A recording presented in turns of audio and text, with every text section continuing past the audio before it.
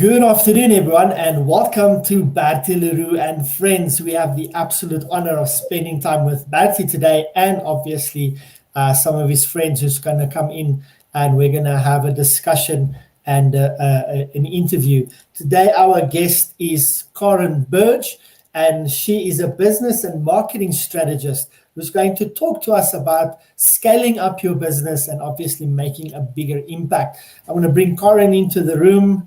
There she is. Good afternoon, Karen. How are you doing? Good afternoon. I'm really well, thank you. Wonderful, Karen. We're very excited to be talking to you today because I think you're going to bring a unique perspective to a lot of things that we've been talking about, not just on this show, but everything that Bertie's busy doing. Also, a very warm welcome to the star of the show, Bertie Leroux. How are you doing? I'm very well, thank you, and quite excited to speak to Karen today. That's wonderful. Thank you, everyone. And remember, as you go along, you're welcome to just ask your questions in the comment section, and we're going to include you in the conversation. Thank you so much, Bertie. Take it away. There we go. Karen, yes, once again, thank you for being on my show. And it's absolutely a privilege to have a colorful person of your stature on the show. Thank you. Thanks for inviting me. Yes, I'm looking forward to a very exciting chat with you because I mean you're not at all a coach as you define it. You're not a coach. You're a business strategist, but you are unique in your approach, and that is what we want to focus on today. But please, before we continue, just give us a little bit of background about yourself. You know, where you come from in terms of, I know you live in West Sussex. You still live there, I trust. A little bit of a background about yourself, and then let's spend some time in the businesses because you are a lady that came out of the corporate, out of business world and decided at a certain stage, 2015, to go your own way.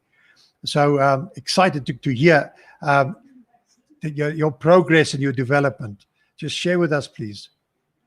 Okay, well, I can start off by blaming my husband because he's a man who every 5 years or so decided that he'd fulfilled a role in his current job or wanted to change a new one.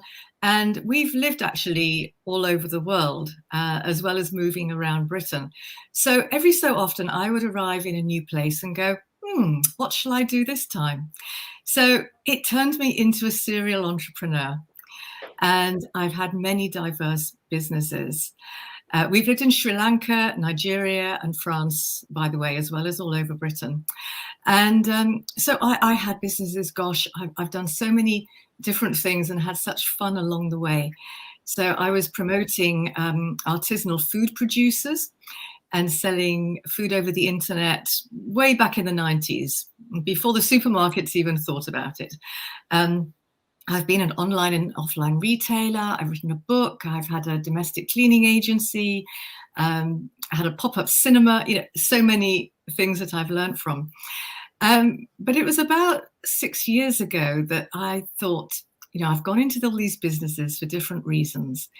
This time I have to choose something that really lights me up, speaks to my soul. And that's when I started thinking about coaching. And I wasn't really very aware of the whole coaching community back then. But I trained as a life coach first, lots of different methodologies, including NLP. And but what I did find was that every time I spoke to business people, business owners who ran their own business, that's what would get me lit up because that was me. I'd been that business owner. I could empathize with them. And so more and more, I found myself talking about business rather than the life side of it. Although I've always thought that the two are integrated like that, really. I don't believe in this work-life balance business. So that developed. And again, I did more training. I'd always been fascinated in marketing. And in fact, my very first job when I moved down to London after college was in a PR and marketing agency, long time ago. In fact, one of our clients there was Clive Sinclair, who brought out the very first pocket calculator. It was actually about this big. But can you believe, pocket calculators? Gosh. So as I say, I really sort of developed that side of my business, and marketing was my passion, although really I help with all sorts of business growth. But you want to know where I've come to now, don't you? Fantastic. Just spending some time with your past. You find yourself as a serial entrepreneur, but in terms of what you've been doing, was that all sort of in the same line, the same interest, or were some of them really frustrating to get off the ground and to live through the life cycle of it? Because as you say, you've moved around, so sometimes you had to shut doors on certain of your ventures and then start a new one. And it sounded to me you didn't start the same one. You've learned some lessons as you went around. What would you say? At the end of the day, you defined as your passion. You just said you go on your own. That is one passion that you're now living. But in terms of your past, if we summarize that, what would be the overall sort of golden thread through it that we can link to a passion at that time? Oh, that's a really great question, because yes, every business was totally different. I think it was always it had to always be about the customer. For me, it was what can I do differently? How can I wow them? Which I think is really, really important. I love having fresh ideas. And so I think the common thread was, how can I really give somebody a different experience, an extraordinary experience? Whether I was... So, for instance, when I was doing the artisanal food producers, I wanted to bring them together. I wanted to help them sell their products. And, we all know about what hampers are like. And I thought, I want to do these hampers. But everybody else, including Fortnum & Masons, Harrods, wherever you buy hampers from, they're all these wicker baskets. They're always wicker baskets. And I thought, let's do something different here. So my boxes, my company was called Passion Food. So my boxes of these amazing products, they were big purple glossy boxes, and they were tied up with a big red ribbon. So I wanted to do something really different. So I think that's probably what I've always tried to do. If I might be so bold and ask you, what is your husband's profession? Because it sounds to me that he also got bored very quickly in terms of what he was doing. But if you may just share with us. Well, yes, very diverse for him. But he's been a chief executive 5 times over, I think now, but not in the big corporate world. They've been for charities or organizations. He did stay in one job for 7.5 years. And that's when I did the transition into coaching. But yes, he's taken us, as I say, in many different places. Although in Sri Lanka, that was his second job, and that was actually to go out and do a PhD in research out there. And when we moved to Nigeria, he'd actually joined the British Council.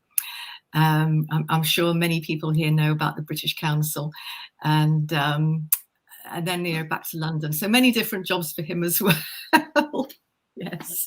Thanks for sharing. And the reason why I'm asking that question is that so very often, obviously, a successful marriage is a match of minds, and if you have, sometimes you've got an opposite thinking minds when we talk whole brain thinking, left and right brains, but then that is also good, and sometimes they run in parallel, very much the same thinking, and because of his thinking, it made me understand you a little bit better, because I often talk about leadership, and then I talk about beyondership. That means it is taking leadership and the role and responsibility and the definition of what leader is all about, taking it just one step further. In other words, seeing beyond that. And often that goes hand in hand with people that are change agents. and that get bored very often. And so they're challenging the norms. And I mean, you've in a couple of minutes already shared with us in terms of your being a serial entrepreneur, doing something different every time that you get another chance. And for example, your food boxes that you mentioned, how you do it, bright purple, a red, ribbon around it.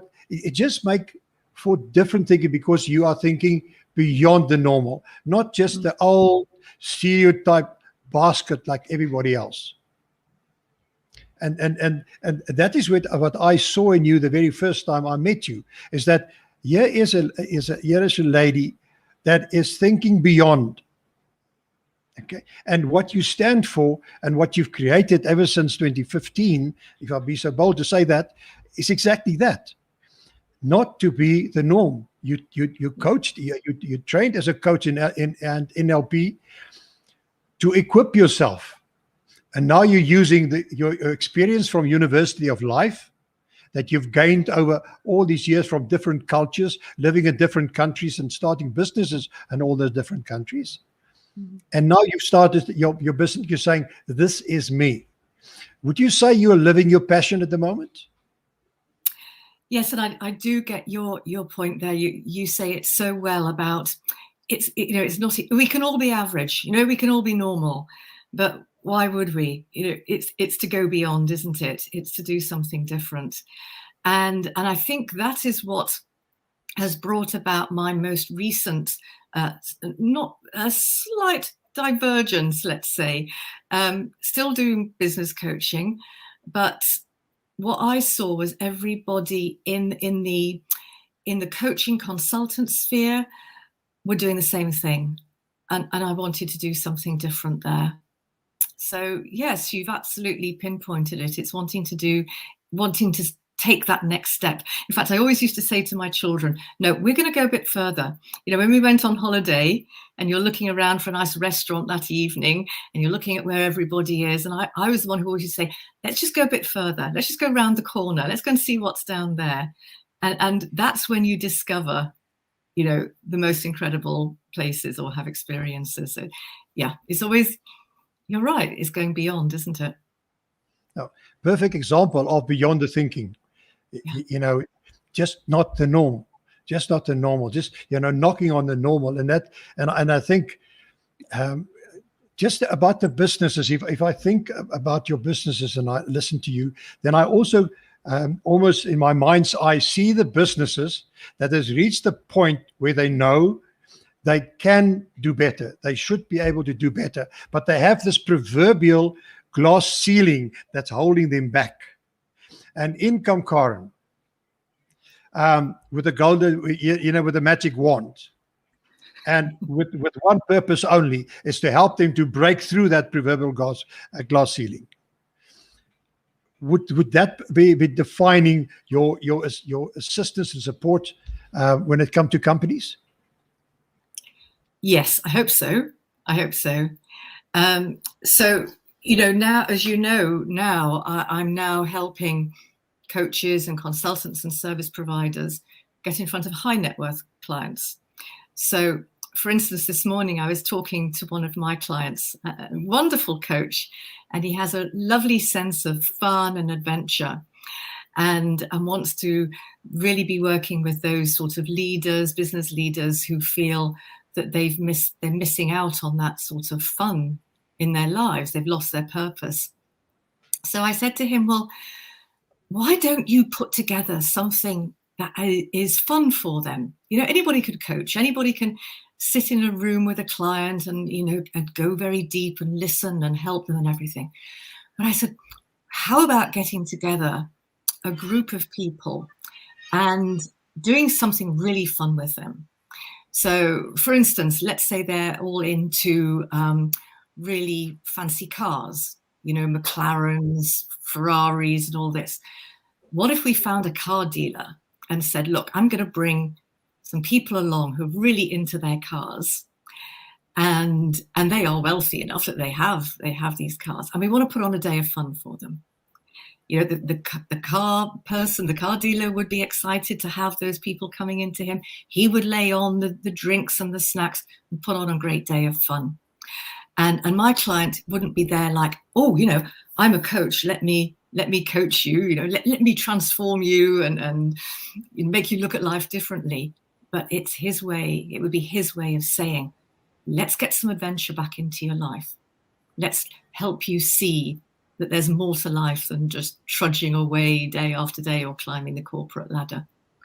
So that's what I like to do. Yes, definitely. Bring in different ideas. You're saying that your clients is actually coaches and the likes, but your clients are still businesses, because the businesses also need and are looking at high net worth clients. Definitely. You know, they may be one man or one woman, you know, on their own, but they've got a business. They've got a business, definitely.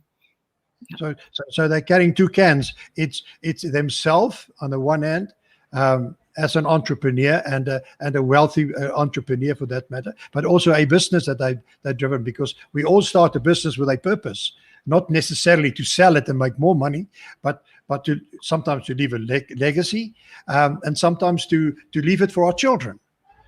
So different reasons for businesses. Your focus then, when we talk businesses, and we'll come back to the individuals just now, your focus when it comes to business, is that small, medium, or large companies, or doesn't it really matter? Well, this is where I've been sort of, in a way, wearing two hats recently, because, you know, I am a business strategist and very much about the marketing. I love marketing, and I love helping businesses around that. They've always been small and medium sized businesses. And I still do that. You know, I love helping business owners put together simple marketing strategies, you know, so they get that constant flow of clients, because nobody wants that up and down, feast and famine. But what I've started doing recently is thinking, well, okay, who are the businesses I really love working with? And it is those sort of coaches and consultants and anybody providing a service. You know, I mean, they could be solicitors, they could be attorneys, they could be, you know, people providing a service rather than retailing a product. To say, okay, well, you know, you've probably been doing what everybody else has been doing the same sort of marketing, reaching out for the same sort of clients, you know, and as you mentioned, you know, that glass ceiling, everybody's on that level. And I want to take them out of that and go, do you know what? There are people out there who they see what you want, what you offer, and they go, I want that. Sending the money over. When do we start? And those are the sorts of people that we want to be working with. They're not going to quibble about the cost, because they are high net worth individuals. What they're interested in is results, and that changes everything. You're mentioning that. Would you say they want that, or do they want the same? Because you're bringing an example. They want what you offer, or do they want the same? My clients? If I'm making myself clear, I'd say there's a difference to me when people say, I want that, or I want the same. Because when you are what you represent and what you say and what you do, people would like to say, I want the same. And if I listen between the lines, I'm saying what you are promoting and represent is for people to say, I want the same. I want to be as successful. Not necessarily that, because everybody can go on the shelf and buy everything. They can buy the Maserati if they want to. But what goes with it, that life that's worth it, that you bring, the package. Yeah. I think what I, as before, as I've always done, I'm always looking for something different, to do something different. And I just felt that in the coaching world, most people were doing the same, you know, and getting the same results and stuck at the same level. And I didn't want that anymore. Yeah, I felt, one analogy I use, I thought one day, you know, it's like we're all in this, like a fish pond, you know, and you know how you throw food into a really busy fish pond and they're all splashing around, I said, it just feels like this fish pond is getting bloodier and bloodier because everybody's going after, they're doing the same marketing, they're going after the same clients. I just want to get out of that pond. So this is, I'm now looking for those people who want to do the same as me, something different. It's interesting you're using the example of the fish pond, because that is often what life is all about. Everybody, I mean, they're fighting about the food, and then they go about their lives. But at the end of the day, they don't grow because they're actually limited by the environment where they find themselves. Because and once again, we're talking about the glass ceiling, but once I take that fish, that's very same fish, and I just put it in a different pond that is bigger, yes, all of a sudden that fish grows bigger. So we need to create that opportunity for the people to see that if they change, then with that change can become a lot of growth and development. And what come to mind, and I've spoken about it the other day, we talk about transformation and rejuvenation. And would you say that those two words come into play in terms of what you do, transformation and rejuvenation? Yes, I'm not sure where the line between them is, but I think, and I love the analogy, you're absolutely right. It's getting out of that normal, that average, that doing what everybody else is doing. Because when you take yourself out of there, then you can transform, can't you? And maybe it's rejuvenation as well. But yeah, definitely the transformation. And it's exciting, isn't it? Absolutely. So I also very often struggle with the terms, because I see myself as transformational coach and mentor, because that's what I want to do. Thinking about the pond, thinking about the glass ceiling and change and growth. Because I'd say at the end of the day, so many people are struggling with change because they try to change other people so that they can change the environment in which they operate and function, because then they're comfortable. Yes. Instead of understand that change is actually an inside job. You can only change yourself. So you must take yourself and change so that you fit in. And if you don't like fitting in, you just stand out. So just be something different. So if you can't do it like a catfish, that they get out of the one pond and walk to the other pond, they're able to get about dry land and go to the other pond. So if there's nothing else, then act like the catfish if you're not comfortable and you desire growth and change. But it's up to you then to make that step and to change.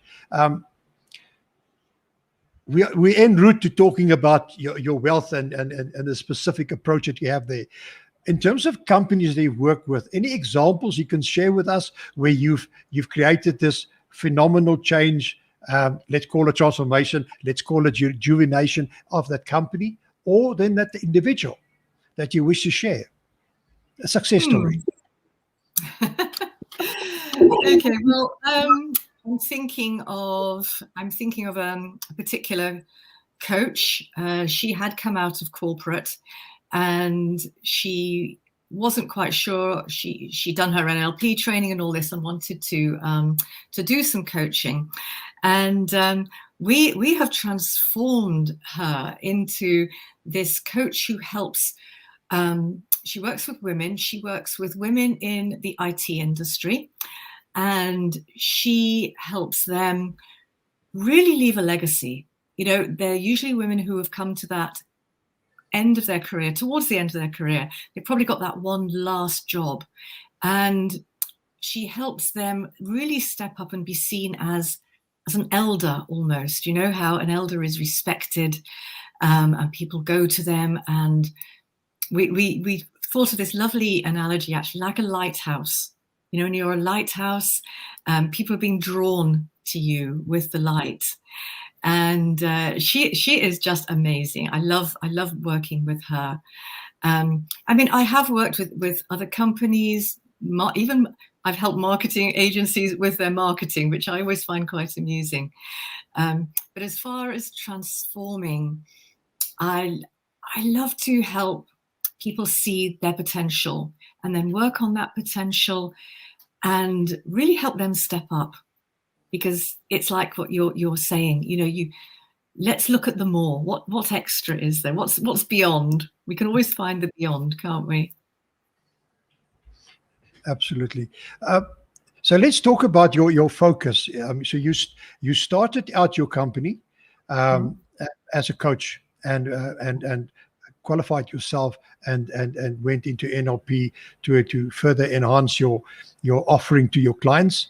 But when did you switch, and why did you switch to say the wealthy is actually sitting out there waiting for people to focus on them and help them, but nobody wants to touch them because they're saying, I can't do that. I can't talk their language.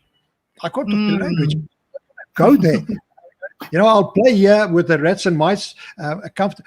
Make you say shits and say, there's orphans sitting out there. Orphans sitting there out, just wishing somebody will come and say to them, I'm here to assist you to be even better.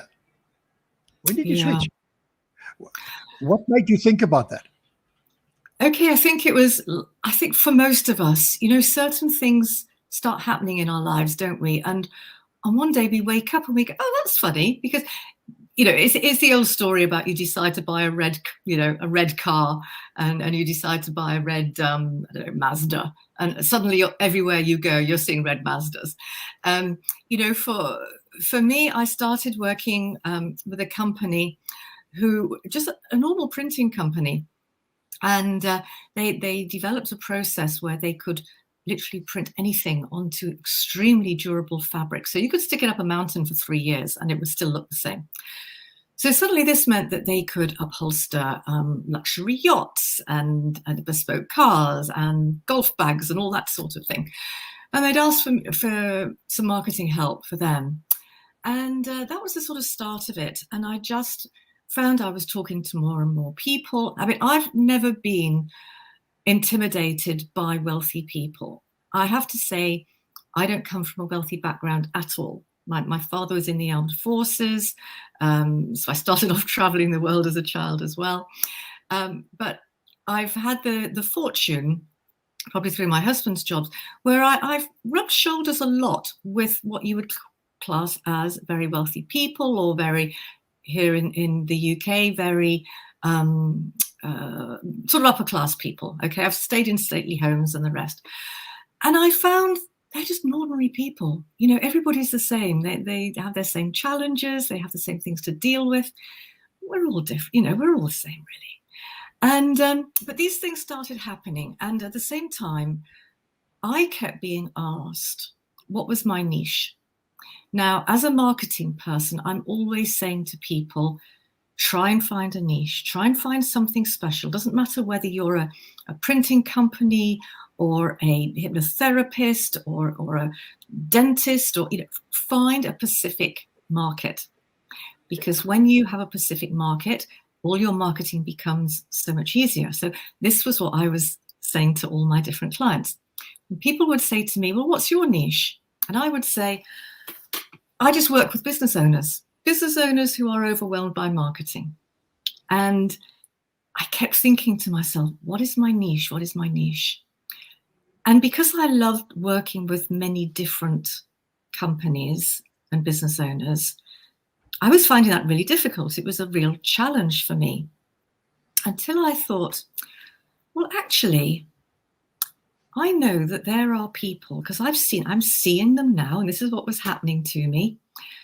I'm seeing that there are people out there who, we won't say money is no object, but who have the money when they want something and they see that it's the right thing for them, they'll pay for it. They're not going to quibble, not going to ask for a discount, they're not going to ask for a payment plan. They will go, you've got what I want, let's have it. So I thought, there must be people like me as a coach and a business strategist who get fed up with, as I was saying, going for the same sorts of clients. And that's so on one hand, I was wanting to jump out of that fish pond. And at the same time, I was looking for that niche. So I thought, Okay, and I'd resisted it for a long time, of working sort of with coaches. I thought there are too many coaches out there coaching coaches, and I didn't want to do all that. But the reason I didn't want to do it was because I saw that they were all doing the same thing. And when it finally clicked that actually I could work with coaches, except I could take them out of that thrashing pond with me and say, look, you're an established coach, consultant, or you're providing a great service. You're getting great results. That's really important. You're getting results for clients. So instead of staying down there, average and in the pond, why don't we try and get you in front of those people who need you, but they'll pay? That made a difference. That was the switch around where I went, yes, that's my niche, that's my purpose, that's where I can help. Thanks for explaining it so eloquently. You know, I think it's one of the biggest challenges that we as coaches, mentors, consultants, speakers have, is to understand your specific niche and your expertise, and therefore your why, and then to match prospective clients. Yeah. I myself is at that turning point where that is a big challenge. You know, I don't want to go where you said talk about coaches, because I too often get frustrated with a saying, and it comes in my mind all the time: those that can do, those that can't teach. You know, you know, stay away from that. You know, I want to be able to do and be able to tell people what I have done and the successes that I've had, so that I can share it with them and say, I can take you even beyond those successes, because your potential is almost unimaginably great. You just need to believe it. And as we say, we are talking about the pond all the time, that you can teach people that there is a life on the other side of the forest, on the other side of the mountain. That's also, and I had a nice chat the other day about my logo, which is the eagle, because that is exactly what I want people to understand, that we should not be limited by our horizons. The eagle is definitely not limited by the horizon. He's not even limited by any storm or whatever. He is in total control of his destiny, his future, and his success, and that is so vitally important. But we often need to get across that chasm, myself, to get to the right people at the right time.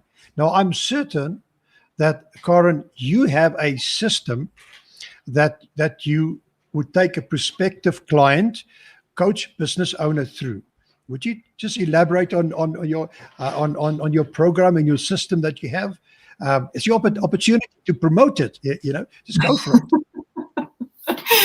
Right. Well, I don't have it in front of me, so let me try and remember it all here. Okay. Well, there's a big difference between marketing to the affluent and marketing to the masses, first of all. And this is the big shift. And this is what I really need to take people through, because it's totally different. But there are some elements in there that are the same. So for a lot of people, and I think you would appreciate this, is the mindset, because you talk a lot about that, is the belief. Because there must be so many people who, if they heard me say that, would go, well, I can never get in front of those people. I don't know those people. I can't do that.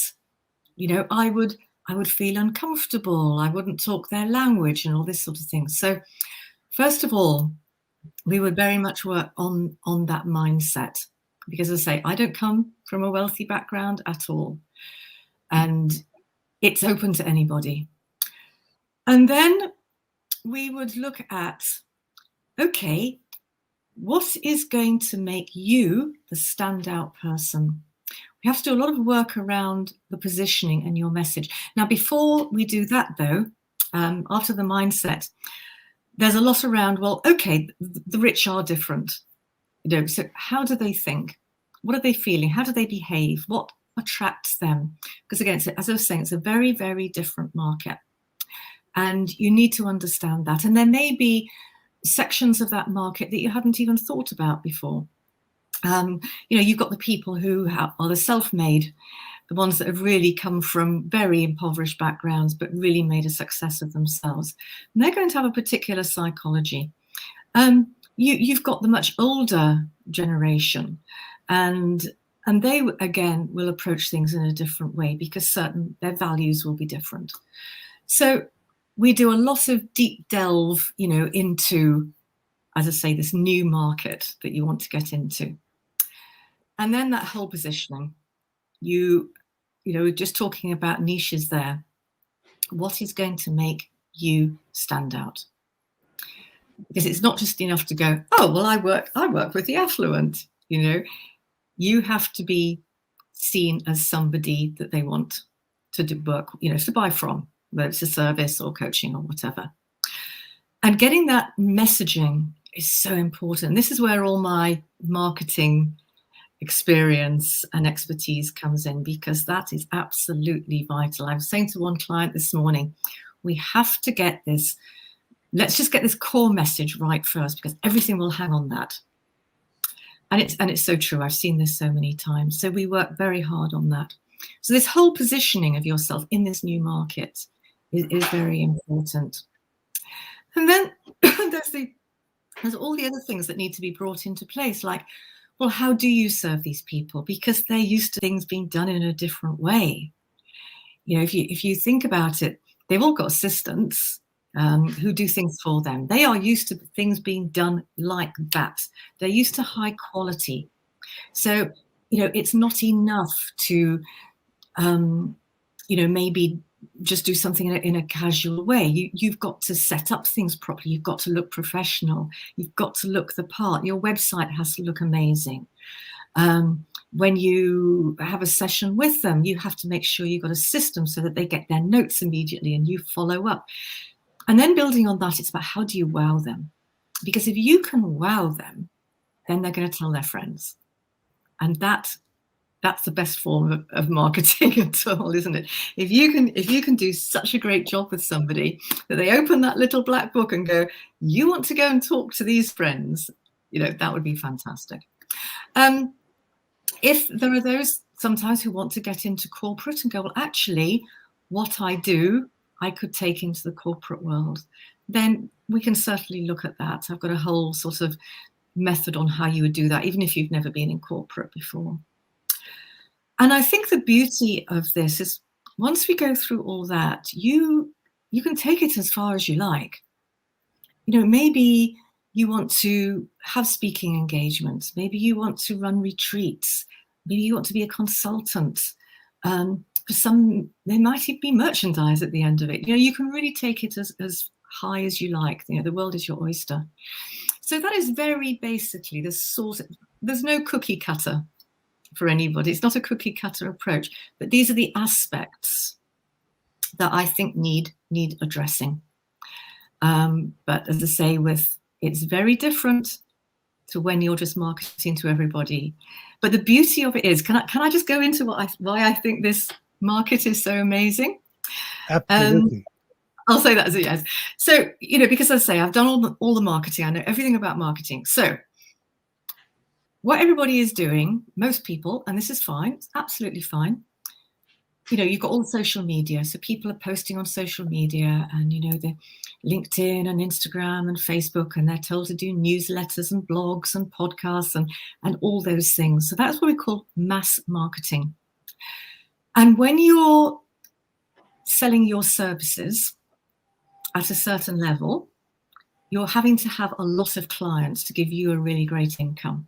Stands to reason. If you're selling something for 5,000 and you need to sell 50 of those, you've got to find those 50 clients. When you're going for the really high net worth clients, you gain so much. So first of all, you gain more time because you're only needing to deal with maybe 6 or 8 clients, right? So you gain more time.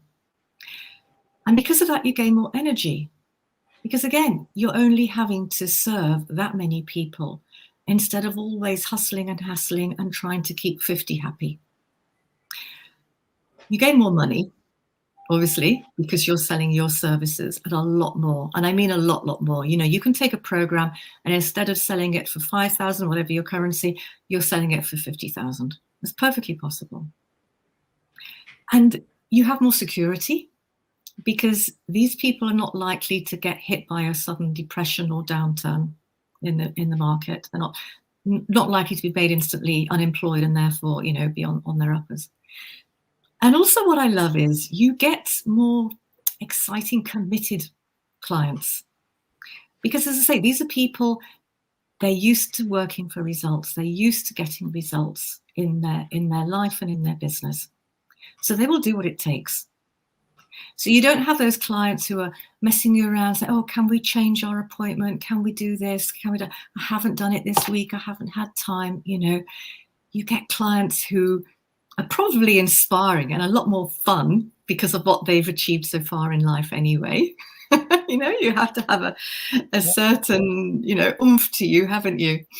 And, you know, as I say, you get a lot more commitment. I won't say they're easier to work with. They can be challenging, but I think they're more inspiring to work with. You get a lot more satisfaction from working with people like that. I mean, when I look at you and I listen to you, I can just see the passion in play.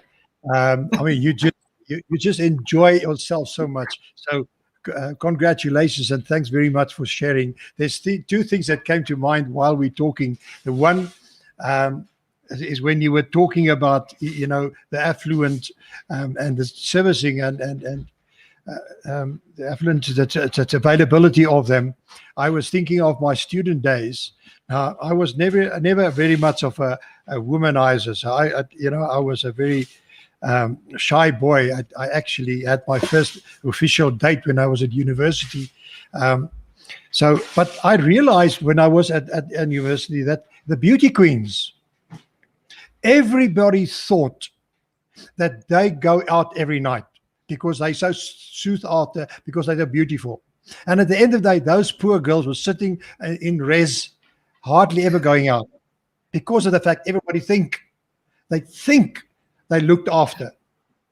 So as scared as I was of women, I started taking them out on dates, and I had great fun because I had all these beautiful girls on my arm every now and again because they were lonely. They were really lonely. So I don't want to use the word hard up, but I mean, I became more successful in finding girls to date and to take to a dance than I was before. So if I use that parallel to in terms of your approach to the wealthy and the affluent, it's the same. Mm-hmm. Those people that has reached those positions are actually often, I won't say scared, but of afraid of people that want to associate with them for the wrong reasons. Yeah. But if you're genuine in your approach and genuine in your offering, it could be a fantastic relationship and a long-term relationship, as you say, quite rightly so. Less clients, less becomes more. Less clients and more of everything else. Yeah. And you have more time for them too. You know, at the end of the day, like you were sharing on your social media, you know, you get to be taken to interesting places for dinner, for example, by those clients. And you experience life differently because you are associated with those successful people. And successful people attract successful people. That is just a law of attraction. Yeah. You know, we're associated with success if we want to be successful. It's just a common equation. We are reaching the closure of our discussion. Anything that you wish to share with myself, you know, and maybe with the people out there in terms of, again, your philosophy. We've spoken about your passion, but that also comes through is the purpose. I talk about the 3 Ps: passion plus purpose equals prosperity. And prosperity is a state of mind, not just money in the bank. But if you drive that prosperity as your number one goal, you will be missing out in life, because it's all about passion and purpose. What would you think of? What would you say about that equation? Oh, I absolutely agree. I absolutely agree. I think it's wonderful to have a passion and a purpose, and we should all have a passion and a purpose. And I think, but at the same time, I think there can be, how can I say, quite a lot of guilt around this thing about purpose, because you come across people and they go, oh, my purpose to be is successful is to touch 1 million hearts, or transform 1 million people's businesses, or I want to go and build schools in Africa, or put in water, these huge projects. And sometimes, you think, so, well, not sure I want to do, that's not what lights me up. And sometimes it can be the little things, Yeah. Sometimes it might be just, I just want the money and enough time to take my grandchildren to Disneyland, and there's nothing wrong with that. So I think we all have our own purpose, but I would think that the number one thing out of those three is actually passion, because that is what drives you. That's what gets you out of bed in the morning. If you haven't got the passion, if you don't really love what you're doing, then every day is a drudge. So you do have to be passionate about it. I absolutely agree there. Absolutely. Because at the end of the day, if we talk passion and we talk purpose, we actually talk clarity of vision. Because that is how we see the future, and that it's linked to getting out of bed, because you know why you're getting up, and you can't wait to do that. When you were talking about people that has got these huge purposes, overbearing almost purposes, and I always, when I talk about these things, I talk to them and said, listen, you must just have a reality check. Otherwise, that becomes a negative. Because if you want to change the world as an individual, you can make an impact, but changing the world, it's a big task. So we don't want to go there, but you need to get the people to do a reality check. So it's just wonderful. So in conclusion, I don't know whether there's anything you want to ask me.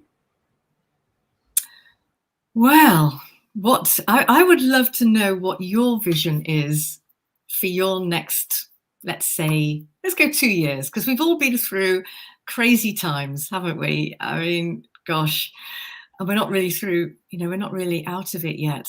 So yeah. What impact would you like to make over the next 2 years? I try to live, and that is my goal, and my passion is in people development, as you know, and my focus therefore is on getting people and helping people to understand that you need to have an overall purpose. You have to have a vision. You have a reason to get up in the morning. That's why I'm writing the book, and my very short overall goal is now to get my book published, called Vision with Imagination, because that is really, to me, what it's all about. Can you see down the road? And you're putting me on the spot to say, Bertie, where do you see yourself in 2 years' time?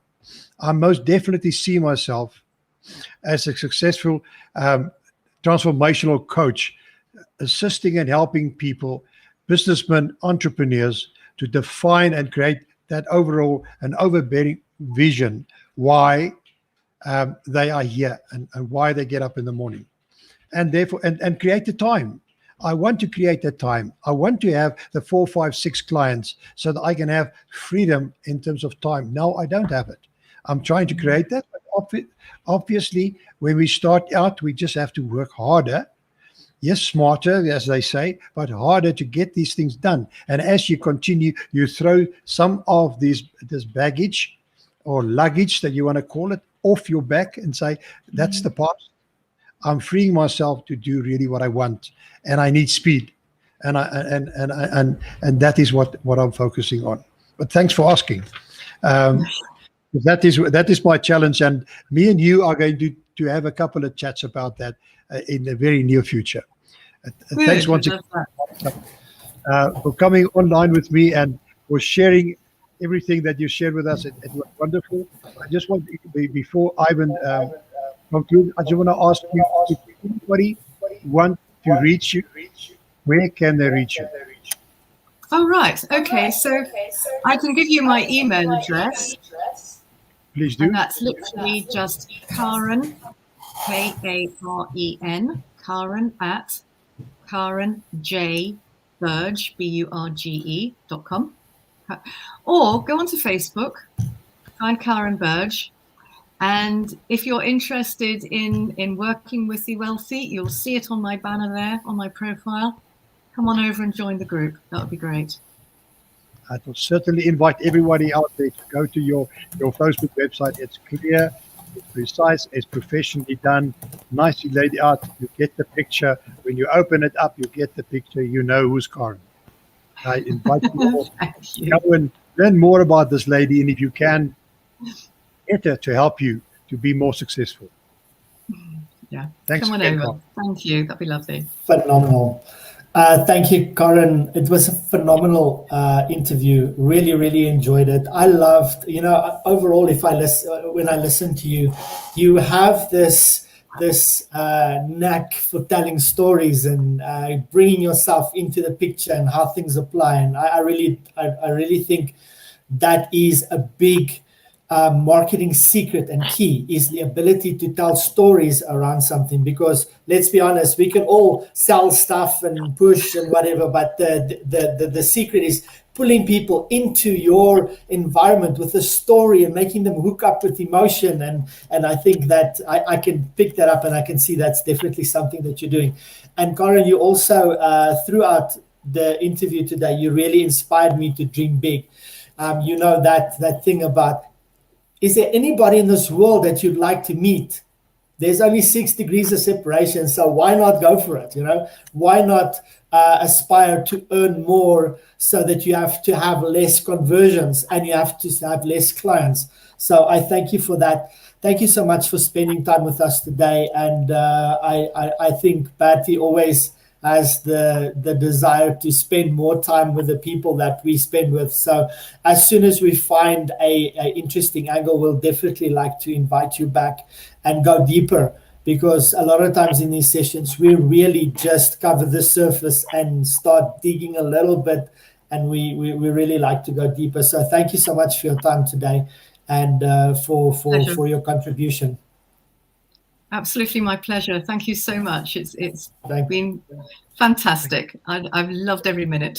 Thank you so much. And then to our audience, thank you so much for tuning in to Bertie Leroux and Friends today. I encourage you to post any questions or even any thoughts or contributions that you may have, even after the broadcast, in the comment section below. And I'm known, Bertie knows me as keeping him on his feet.